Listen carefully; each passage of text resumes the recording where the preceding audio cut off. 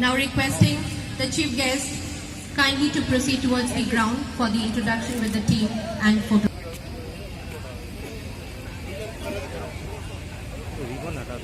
Team Udarpuri, and we have Goresor Town FC.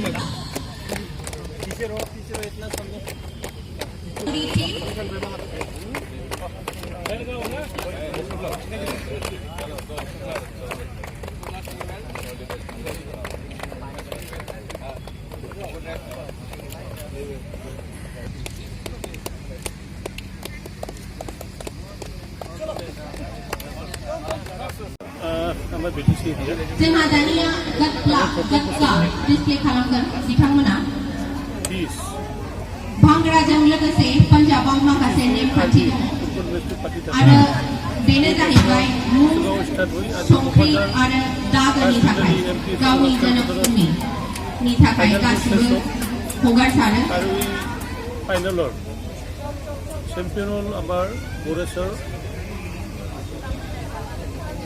Bhangra के साथ साथ पंजाब की एक और परंपरा है, एक और रीति रिवाज है। रीति रिवाज है नाम नमक निशान के लिए, अपनी मातृभूमि के लिए सब कुछ न्यौछावर करना।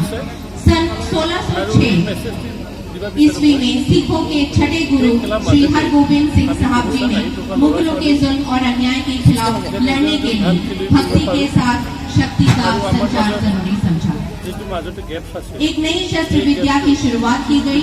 इसी सशस्त्र विद्या का नाम है कथा।